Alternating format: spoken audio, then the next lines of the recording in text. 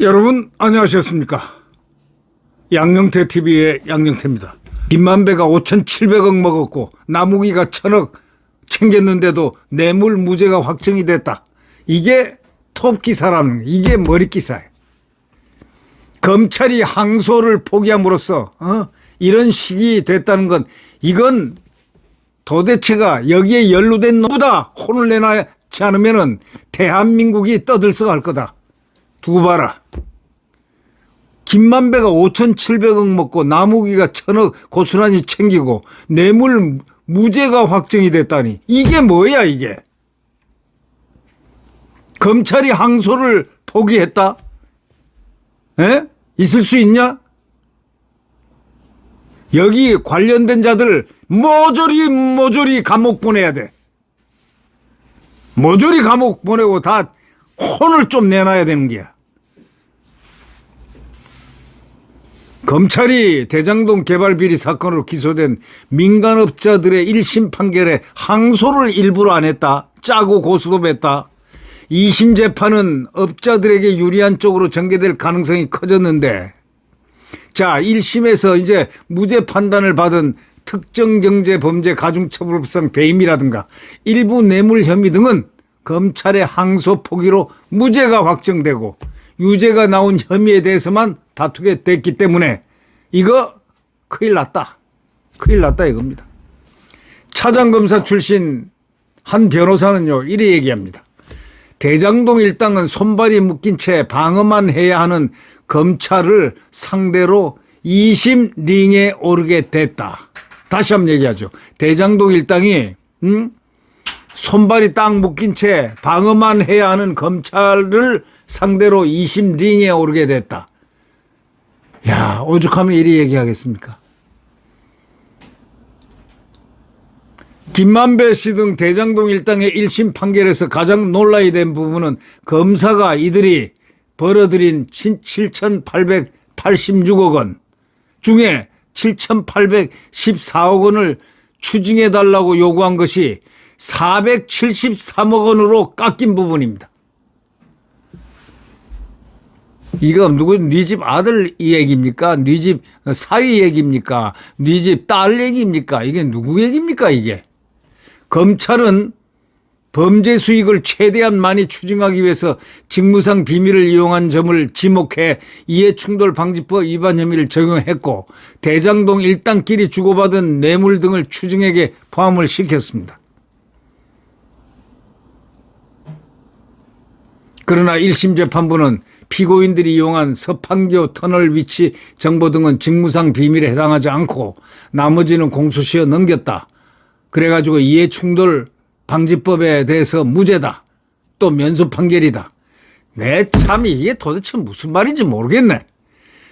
배임에 따른 범죄 수익과 뇌물 등만 추징금으로 결정했다는 겁니다. 검찰이 정상적으로 항소를 했다면 이거는 2심에서 가장 치열하게 다퉜어야 할 부분이라는 게 법조계의 전반적인 거의 중론입니다. 그러나 검찰의 항소 포기로 자본금 5천만 원으로 7,800여 원의 수익을 거둔 대장동 일당에 대한 추징액은 거의 사라지게 됐다, 이런 얘기입니다. 여러분, 이 더러운 세상 이걸 어떻게 해야 됩니까 이거?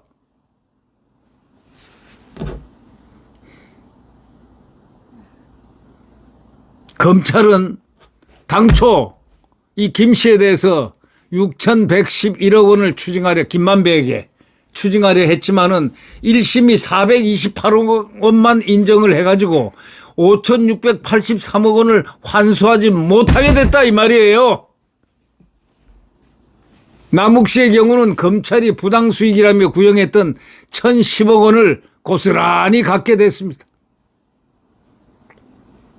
검찰이 항소를 포기하면 불이익 변경 금지 원칙에 따라 피고인에 대한 형량이나 추징액을 1심보다 높일 수 없습니다. 아니, 세상에 이런 법이 어디 있습니까?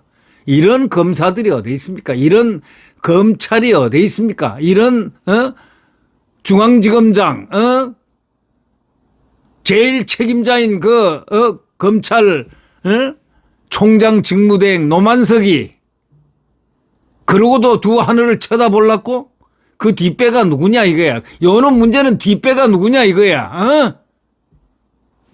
이게 대한민국 인간들이냐 이거야. 법조계 인간들이냐 이거야. 검찰 인간들이냐 이거야. 그 뒷배가 누구냐 이거야. 정성호냐 아니면 차관이냐 아니면 누구냐.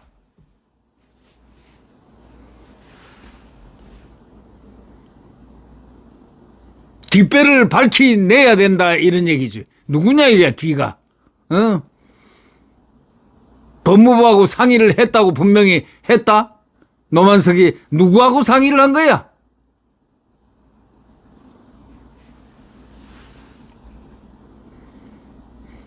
지금 몇 년 동안 끌던 이 사건이 이런 식으로 끝난다?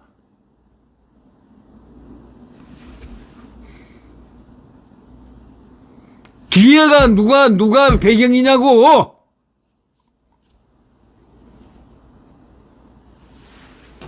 검찰이 항소를 포기하면 불이익 변경 금지 원칙에 따라서 형량도 추징액을 1심보다 높일 수가 없다는 거야. 그러니 이게 큰일 났다 이거야. 에? 돈 없는 유동규만 죄만 늘고 참 누구 뜻대로 잘 되네. 에? 피고인들에 대한 선고 형량도 1심보다 낮아질 가능성이 더 크고 대장동 일당이 성남도시개발공사에 4,895억 원 손해를 입혔다는 특가법상 배임 혐의도 사실상 무죄가 확정이 되고 1심이 배임액을 산정하기 어렵다면서 업무상 배임 혐의만 인정했는데 이거 역시 검찰의 항소 포기로 확정됐고 한 고부 판사는 이렇게 얘기했습니다. 검사가 항소하지 않는 부분은 항소심 심판 범위에서 제외된다. 이렇게 말했습니다. 지금 불불 떨립니다. 온몸이 떨립니다, 지금. 어저께 알았는데도 오늘 또 이걸 다시 풀어서 얘기를 여러분과 함께 하고 기사를 보고 또 신문을 보고 하니까 또 떨리기 시작합니다. 검찰이 항소를 포기한 대장동 일당의 1심 판결은 다른 관련 사건에도 영향을 미칠 전망입니다. 특히 민간업자들과 공범으로 기소된 이재명의 최측근 정진상의 1심 재판에 큰 변수로 작용이 될 것으로 보인다고 지금 언론은 예측 기사를 내놓고 있습니다. 대장동 일당의 1심 재판부는 유동규 전 본부장이 김만배에게 5억 원을 받고 428억 원을 약속받은 것이 뇌물은 아니라고 판단한 겁니다. 부정한 청탁을 받고 각종 편의를 제공한 대가는 맞지만 이는 배임 범죄에 따른 이익을 나눈 것이라서 뇌물죄로 처벌할 수 없다는 취지입니다. 그런데 정 씨도 대장동 일당에게 수익 428억 원을 약정받고 2억 4천만 원을 받은 뇌물 혐의 등으로 기소돼 가지고 중앙지법 다른 재판부에서 1심 재판을 받고 있습니다. 정진사이는 이재명의 이 정도 돼야 신복이라 할 수 있다. 측근이라 할 수 있다. 신복이 아니고 측근이라고 해서 측근이라 할 수 있다. 이 정도 돼야 정진상하고 김용 정도 돼야 측근이라 할 수 있는 바로 정진상. 김용보다는 정진상이가 최측근이지.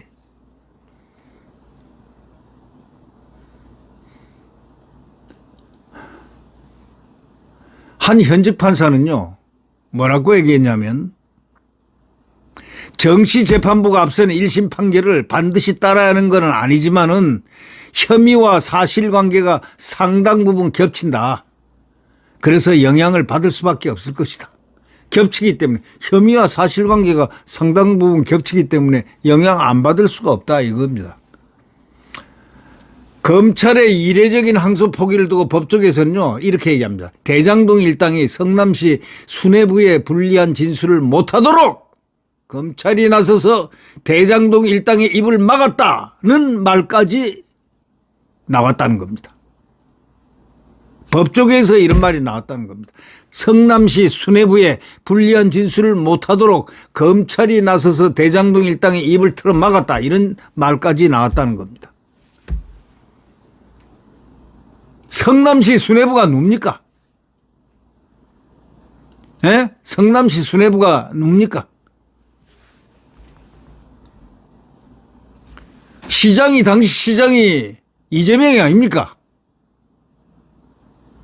그러면 수뇌부가 누굽니까? 이재명 말고 또 수뇌부가 성남시의 시장 말고 또 있습니까?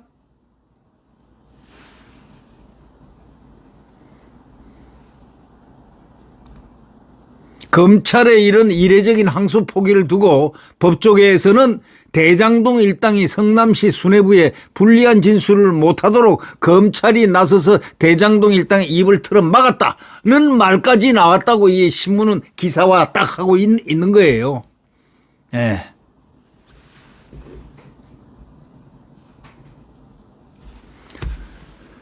앞서 이제 1심 재판부는 이 대통령과 정진상 씨가 대장동 일당의 배임 범행에 공모 가담했는지 직접 명시하지는 않았습니다. 다만 이렇게 얘기했습니다. 성남시 수뇌부가 주요 결정을 내렸다. 성남시 수뇌부가 주요 결정을 내놨다. 숫자가 뭐냐? 머리 숫자예요. 머리 숫자. 성남시에서 제일 높은 머리가 누구냐 이거예요. 수뇌부. 머리와 거기 같은 부, 수뇌부. 그 사람을 포함한 수뇌부가 주요 결정을 내렸다 이거예요. 유 전 본부장은 중간 관리자 역할을 맡았고, 유 전 본부장이 민간업자에게 받은 뇌물 3억 중에 일부는 정진상 김용 씨에게 전달된 것으로 보인다. 이러면서 범행의 상당 부분 관여했다고 판단을 했습니다. 그러나 검찰 항소 포기로 2심에서는 대장동 일당의 진술이 바뀔 가능성이 이제 커졌습니다. 검찰의 항소 포기로 형량이 줄어들 가능성이 커진 상태인데, 권력을 쥔 현직 대통령 등에게 불리한 진술을 할 유인이 사라졌다는 바로 그것입니다. 실제로 남욱 씨 등은 1심 선고 후에 정진상 씨 재판에 증인으로 출석해서 검찰의 압박과 회유로 허위 진술했다, 이렇게 기존 진술을 뒤집고 있습니다. 나쁜 X 같은 자 같으니라고.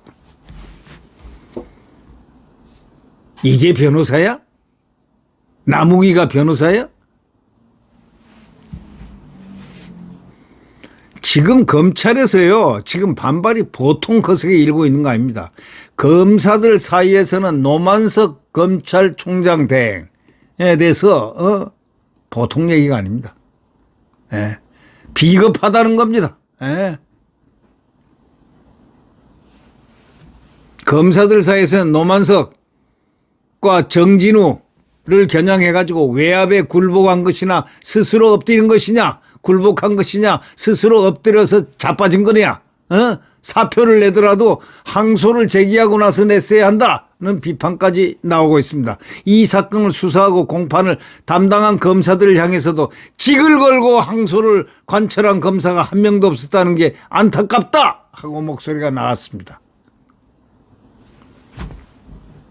박영진 법무연수원 연구위원은 이번 항소 포기가 알려지자 검찰 지휘부에서 문자 메시지를 보내가지고 사퇴를 촉구한 것으로 알려졌습니다. 노만석이 정지검장, 이진수 법무부 차관 등에게 법치주의 정신을 허물고 정권에 부역해온 오욕의 역사를 만든 책임을 지고 당장 사퇴하라. 더 이상 당신을 검찰 선배 일선 검사들에 대한 지휘권자로 인정하지 않겠다. 이렇게 문자를 보냈습니다. 박 의원은 윤석열 정부 때 2024년부터 전주지검장으로 있으면서 문재인 전 대통령의 뇌물 사건 수사를 지휘했다가 정권이 바뀐 뒤에 법무연수로 쫓겨났습니다. 자천됐습니다. 정유미 검사장, 법무연수원 이분 연구위원도 이날 노대행에게 원칙도 조직도 후배들도 지키지 못하면서 그저 정권에서 시키는 대로 문고리를 잡고 있다가 문 닫고 나가는 게 그게 목표이시냐? 라고 물으면서 이 사태에 책임을 갖다가 지기 바란다 하고 문자를 보냈습니다. 그런데 제가 생각할 때는 이 사건 때문에 이재명이 굉장히 데미지를 받지 않을 수가 없다. 이재명의 운명하고도 관계가 있을 가능성이 없잖아. 있다. 이렇게 느껴지는 이 대목. 여러분은 어떻게 생각하십니까? 대장동 수사를 맡은 김영석 대검 감찰 1과 검사는요. 이날 검찰 내부망에 글을 올렸습니다. 대검 차장께서 그러니까 노만석입니다. 총장 대행입니다. 그토록 심도 있게 종합적으로 고려하신 기준이 뭐냐? 중앙검사장께서는 수사 공판팀이 작성한 항소 취지 문서에 결재까지 하셔놓고 번복하신 이유가 도대체 이해가 안 된다. 이러면서 검찰 역사상 일부 무죄가 선고되고 엄청난 금액의 추징이 선고되지 않는 사건에서 항소 포기를 한 전례가 있었냐? 하고 적었습니다. 한 현직 검사장은요, 뭐라고 했겠습니까? 검찰청을 폐지한다고 했을 때보다 더 절망적으로 느껴졌다. 고칠 건 고치자는 생각으로 현 정부가 내건 검찰 개혁은 버틸 수 있었는데, 이번 사안은 지부가 알아서 엎드려버린 격이니 견디기가 힘들다. 죽고 싶다 이런 얘기입니다. 한마디로. 못 살겠다 이겁니다. 아니 듣는 우리 시민들도 이렇게 분통이 터져서 방송을 못 할 정도인데 아니 그 검사들 얼마나 울분에 지금 차 있겠습니까? 안미연 중앙지검 검사는요 페이스북에다 이렇게 썼습니다. 검사는 단독 관청이라 엄밀히 말하면 결재는 내부 절차에 불과하다. 결재 없이 법원에 접수시킨다고 효력이 인정되지 않는 게 아니다. 라면서 대검 승인 여부 관계없이 독립적으로 판단했어야 한다. 정지검장이 정결로 항소를 승인할 수 있는데도 윗선의 부당한 지시를 따랐다. 그러니까 정지검장, 노만석, 또 그 다음 이제 차차 다 밝혀지겠죠. 부당한 지시를 한 사람들. 이 사건 수사 공판 검사들에 대한 비판 목소리도 있습니다. 예. 본인들이 직을 걸고서라도 항소해야 했던 게 아닐까 싶다 이렇게 했지만 그것보다 이렇게까지 했으면은 중앙지검장이 막았어야죠. 노만석이가 막았어야죠. 네. 이 세상 정말 살기 정말 힘들고 살기 싫습니다. 이야, 이런 사건이 터지면 말이죠. 못 견딜 정도로 아주 화가 납니다. 여러분 어떻게 생각하십니까? 네, 구독 버튼과 엄지를 눌러주시면 대단히 감사하겠습니다. 안녕히 계십시오.